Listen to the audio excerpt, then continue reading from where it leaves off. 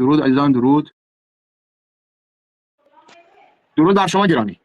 سلام علیکم عزیز منی، درود بر شما. عرض ادب آقا آبتین گل. تصویرت همچنین ندارم آبتین جان. عزیز منی، تصویر شما هست. شاید شما یه مقدار طول بکشه تا برات بیاد، ولی تصویرت هست. در خدمتتم داداش گلم. قربون شما، مرسی آبتین عزیز. جانم. میگم چرا همه بختیاریا همه مثل هم میدونی؟ تو چرا اینقدر نفهمی کاکا؟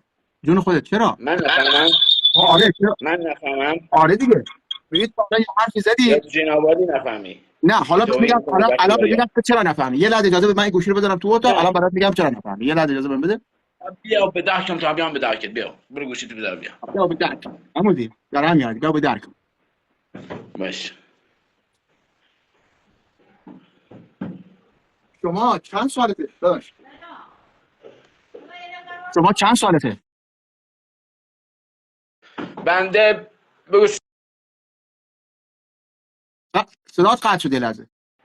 نه صدام هست آبتین جان، صدام هست. الان حالا ببین. چند سالته؟ 30 سالمه آبتین. 30 جنابالی سالته. که ادعات میشه نه یه اجازه بده. بختیاریه. نه خب آقا اجازه بده. ببین، عکس یکی از اشکالات بسیار بزرگ شما اینه که حتی ادبیات گفتگوی دو نفره رو با هم نداریم. من دارم از سوال میکنم، بذار جوابمو دادی، حالا من یه سوال دیگه میکنم. اینطوری تو اومدی های حرف بزنی. یه کار دیگه کن، تو حرف بزن تمام که شد، بعد ما حرف بزنم. ما وقتی با آقا هم تو حرف گفتگو بزن. می‌کنیم باید به آقا سوالات و بفرما. جوابات. گوش کن آقا، ما 6 تا لایو الان 30 تا خوبه راه 6 تا خب یک ساعت برات لایو دارم. ولی اصول گفتگو اینطوریه، مثلا تو یه سوال میکنی من جوابتو بدم، بعد من یه سوال میکنم تو جوابم بدی. خب الان شما فرمودی که 30 سالته، من ادامه خیلی دارم، میخوام از سوال کنم. خب شما میزان تحصیلات چیه؟ چقدر درس خوندی؟ من دیپلمم. خب دیپلم. خب من سیکلم، مدرک من خب سیکل. خب حالا ببین، از نظر چرا این از سوال کردم، خب لااقل خواندن نوشتن بلدی. شما به من گفتی که چرا همه بختیارا رو با یک چشم می‌بینی، درسته؟ درود بر تو. بله من به شما گفتم شما یه آدمی نفهمی، شما به من گفتی نه خودت نفهمی، نه فوشه نه فلانه، نفهمی حرف نمیفهمی. عالیه. عادیه این عادیه. آره حالا بله. حالا رو چه حسابی شما یه حرف زدید؟ حالا سوال من از شما اینه. من این حرف زدم، خیلی دوست داشتم بیام داخل لایو باهات صحبت بکنم. گفتم اومدی پنج دیگه. انگشت مثل هم نیستم. درسته؟ اومدن که جواب گفتن نمیده. که نه آبتین عزیز. نه میگم که شما رو چه حسابی گفتی که من همه رو مثل هم میبینم؟ این جواب. پنج انگشت معلوم مثل هم نیستن. حالا اینجوری که صحبت کردم برای بنده اینجوری بود آبتین عزیز. گفتن که اینجوری همه به همه داره فوش میده، به رقاصهای آهنگ همه بختیاری فهم. فوش میده، به دیگه ادامه نده. خواننده‌های بختیاری فوش میده. دیگه ادامه نده. تو نشون دادی که آدم نفهمی. چرا؟ خب حالا تو از من که بگو چرا. نه من فهمداری. خب تو تو داری که میگی آقا فهمداری اداتی بود. آقای چرا فوش؟ آقای آقای دیپلمه، آقای 30 ساله، همه میگن. خب بگو میشه بگو نام تا یکی از جوابت اون همه بدم. هایی که من میخوام ثابت کنم که تو نفهمی، ولی میتونی اگه بخوای میتوانی بفهمی.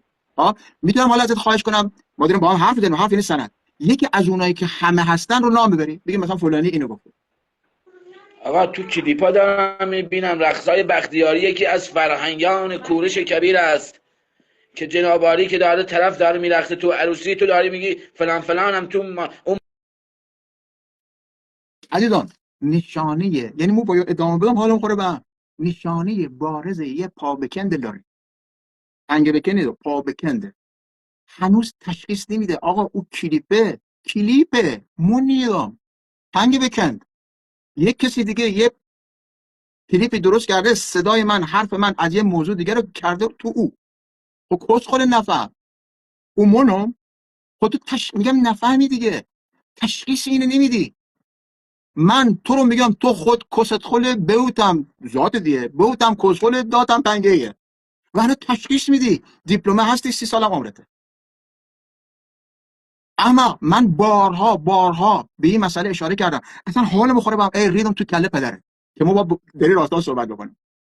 اصلا میگم زندگی یعنی رقص، یعنی شادی. کسی که به رقص مخالفه، کسی که به شادی مخالفه، اصلا اهریمنه، دشمنه.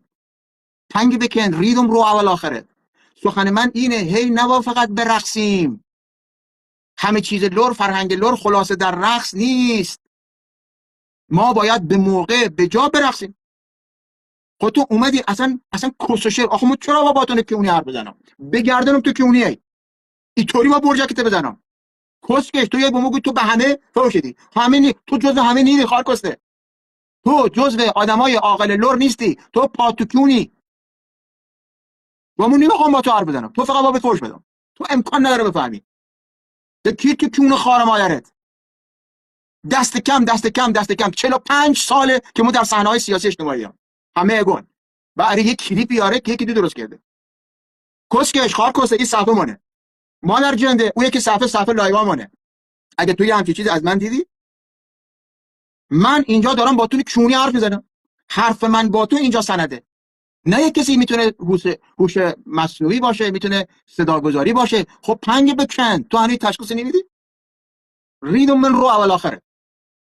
برو باشه کثافت بی‌ناموس. لور ما با بیو احترام